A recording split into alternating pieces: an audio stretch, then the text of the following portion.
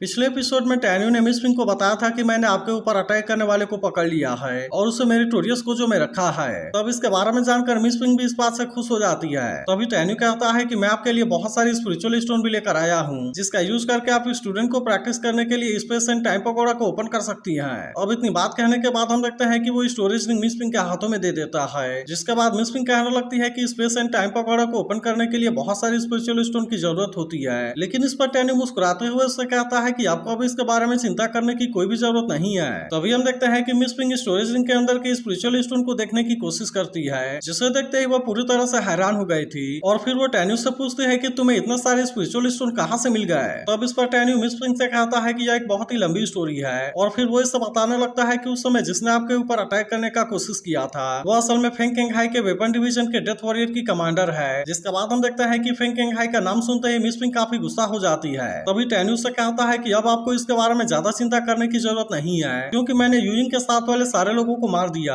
और उसके अलावा मैंने बचे हुए सभी डेथ वॉरियर को भी खत्म कर दिया है। इसके बाद वो इससे बता देता है कि मैं स्पिरिचुअल स्टोन फेंग केंगहाई के ट्रेजर वेयर हाउस से लेकर आया हूँ और इसके अलावा मैंने तो फेंग केंगहाई को भी मार दिया है। तो अब इसके बारे में सुनते ही मिस पिंक हैरान हो जाती है और वो कहने लगती है, मैंने सुना था कि फेंग केंगहाई डिवाइन सोल रिम के लेवल 9 में पहुंच गया है, जबकि तुम तो अभी सोल रिफाइंड रिम के लेवल 5 में हो। इसीलिए वो हैरान होते हुए टैन्यू से पूछते हैं कि क्या सच में तुम्हारे पास में उसे मारने के लिए ताकत है। लेकिन इस पर टैन्यू केवल इतना कहता है कि मेरे पास में उसे मारने का एक तरीका था और उसके अलावा जिस समय आपके ऊपर अटैक हुआ था तब उसके पहले मैं सोल रिफाइंड रिम के लेवल 8 में पहुंच गया था। तब इसके बारे में जानकर मिस पिंक भी इस बात से खुश हो जाती है। तभी टैन्यू मिस पिंक से बताता है कि चीफ टैंक ने हमें कुछ पिल्स फ्री में दिया है, इसीलिए आप इससे सभी स्टूडेंट के बीच में बांट सकती हैं, जिसका यूज करके वे अपने ताकत को इनहेंस कर लेंगे। लेकिन तभी से देखते ही मिस पिंक कहने लगती है कि ये तो बहुत सारे पिल्स हैं और मुझे लगता है कि इनकी कीमत कम से कम 7 मिलियन बेस्ट क्लास वाली स्पिरिचुअल स्टोन होगी। इसीलिए मिस पिंक टैन्यू से पूछने लगती है कि चीफ टैंक ने आखिरकार तुम्हें यह सब फ्री में क्यों दे दिया। तब इस पर टैन्यू बताता है कि मैंने उनको 16 और 32 पर टन वाले पिल रिफाइनिंग मेथड को दिया है और इसीलिए चीफ टैंक ने भी मुझसे इसके लिए कोई भी पेमेंट नहीं लिया।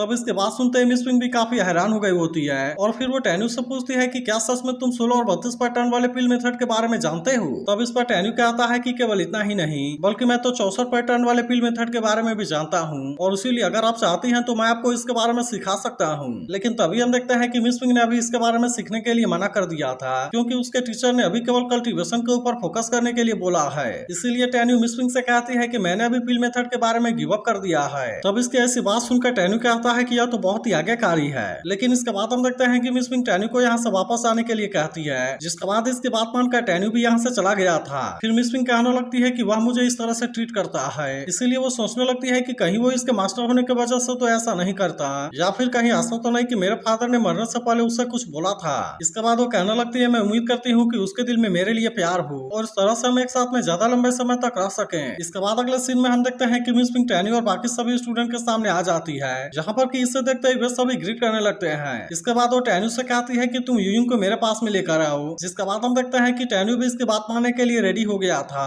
और वो यूजिंग के सामने आकर कहता है कि अब तुम्हारे मौत का समय आ चुका है। अब इतनी बात कहने के बाद हम देखते हैं कि टैन्यू ने उसे मिस पिंक के सामने पटक दिया था, जिससे देख मिस पिंक भी कहने लगती है कि उस दिन तुमने मुझे बहुत ही बुरे तरीके से इंजर्ड किया था और इसीलिए आज अब इसका बदला लेने के लिए टाइम आ चुका है। लेकिन अभी भी हम देखते हैं कि यूजिंग को अपने मौत से कोई भी डर नहीं होता और इसीलिए वो कहने लगती है कि अगर मुझे अगले जन्म में भी मौका मिला तो मैं तुम्हें जरूर मारूंगी। मगर तभी हम देखते हैं कि इसके चेहरे को देखते ही सभी पूरी तरह से हैरान हो गए थे, क्योंकि असल में उसका चेहरा बिल्कुल मिस पिंक के जैसा लग रहा था और इसीलिए जियान मेंगाई से कहने लगती है कि वह तो बिल्कुल मिस पिंक के जैसी है। वहीं उधर मिस पिंक कहने लगती है कि मेरा जैसा दिखने वाला इस दुनिया में केवल एक है और इसीलिए इसने यूजिंग को अपने हाथों से मारने से मना कर दिया था। और फिर वो यूजिंग से कहती है कि तुम खुद अपने हाथों से खुद को मार लो। तब इस पर यूजिंग उससे कहने लगती है कि मैं केवल तुम्हारे जैसी दिखती हूँ, इसीलिए तुमने अपने हाथों से मुझे मारने से मना कर दिया। लेकिन क्या इसके बाद भी तुम्हें लगता है कि तुम इस तरह से मेरी टूरिस्ट डिवीजन को हैंडल कर पाओगी। जिसके बाद हम देखते हैं कि मिस पिंक इसे अपने हाथों से मारने के लिए रेडी हो गई थी और वो कहने लगती है कि मैं तो इस तरह से तुम्हें थोड़ी सी डिग्निटी देना चाहती थी, लेकिन तुमने तो इससे पूरी तरह से मना कर दिया।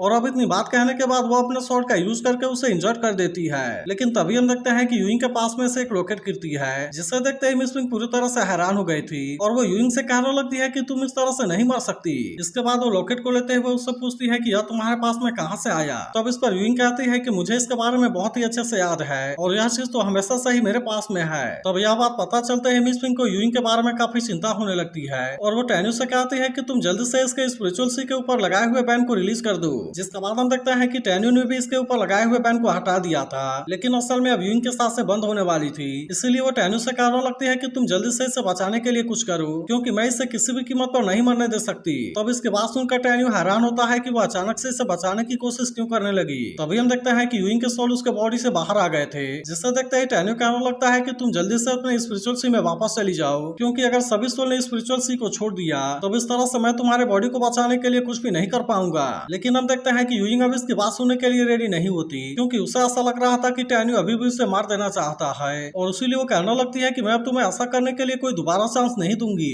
तभी मिस पिंग यूइंग से कहने लगती है कि तुम टैन्यू की बात मानकर अपनी स्पिरिचुअल सी में वापस चली जाओ, और जब टैन्यू तुम्हें बचा लेगा तो मैं तुम्हारे साथ में बात करूंगी। लेकिन हम देखते हैं कि यूइंग अभी भी इसके ऊपर यकीन करने के लिए रेडी नहीं होती, जिसके बाद मिस पिंग प्रॉमिस करती है कि वो कभी भी इसके सोल को हर्ट नहीं करेगी, और अगर उसने ऐसा करने का कोशिश किया तो हेवन और अर्थ उसे डिस्ट्रॉय कर देगा। जिसके बाद हम देखते हैं कि आखिरकार यूइंग अब इसकी बात मानने के लिए रेडी हो गई थी, और फिर वो तुरंत ही अपने बॉडी के अंदर चली जाती है। तब टैन्यू मिस पिंग से कहता है कि इस समय वो बहुत ही बुरे तरीके से इंजर्ड है, और इसीलिए मैं इसे अपने साथ लेकर स्पेस एंड टाइम पकौड़े में जा रहा हूँ। इसी के साथ वो इसे मेडिसिन गार्डन में जाकर कुछ एलेक्सिर को लाने के लिए कहता है, जिनमें की लेवल 8 वाले 3 heart recovery blue grass, level 9 वाले 5 सोल रिकवरी जेड फ्लावर्स, और उसके बाद 1200 साल पुराना ब्लड एसेंस गिनसिंग। इसके बाद वो मिस पिंग से कहता है कि आप इन सारे चीजों को लेकर जल्दी से आओ। फिर टैन्यू यूइंग को अपने साथ लेकर यहाँ से चला जाता है। तभी जियान कहने लगती है कि मिस पिंग तो किलर को मार देना चाहती थी, लेकिन फिर वो अचानक से उसके बारे में इतने ज्यादा केयर क्यों करने लगी। तब इस पर मिंगई कहती है कि उसका चेहरा मिस पिंग के जैसा है, और इसीलिए हो सकता है कि शायद उसका मिस पिंग के साथ में कोई रिलेशनशिप हो। इसके बाद अगले सीन में हम देखते हैं कि मिस पिंग सारे एलेक्सिर और मेडिसिन को लेकर टैन्यू के पास में आ गई थी, और वो इससे कहती है कि तुम इसे किसी भी तरह से बचा लो। तब इसकी ऐसी बात सुनकर टैन्यू भी समझ आता है कि मिस पिंग का यूइंग के साथ में बहुत ही क्लोज रिलेशनशिप है, और इसीलिए वो मिस पिंग से कहता है कि आपको इसके बारे में ज्यादा चिंता करने की जरूरत नहीं है, क्योंकि मैं अब इसे किसी भी तरह से जरूर बचाऊंगा।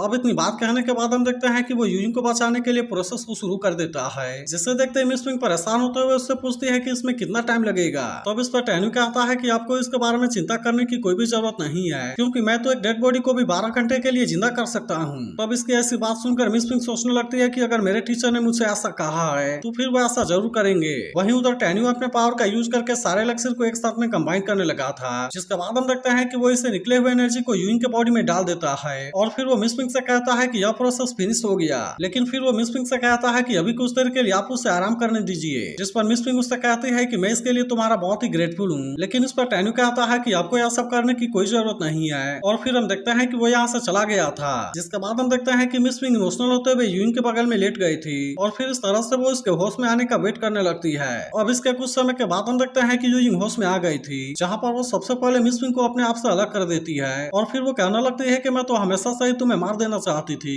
लेकिन इसके बाद भी आज तुमने मुझे क्यों बचा लिया। जिसके बाद हम देखते हैं कि मिस पिंग अपने पास में भी वही लॉकेट दिखाती है, और फिर कहती है कि केवल इसी चीज की वजह से। जिसके बाद हम देखते हैं कि इससे देख यूइंग भी इस बात से काफी हैरान हो गई थी, और फिर इसके बाद एपिसोड यहीं पर एंड हो जाता है। तो अगर एक्सप्लेनेशन अच्छी लगी हो तो इस वीडियो को लाइक और इस पर एक प्यारा सा कमेंट जरूर कर देना, और अगर आप इसके अगले एपिसोड के लिए भी एक्साइटेड हो तो इसके बारे में कमेंट करके जरूर बताना।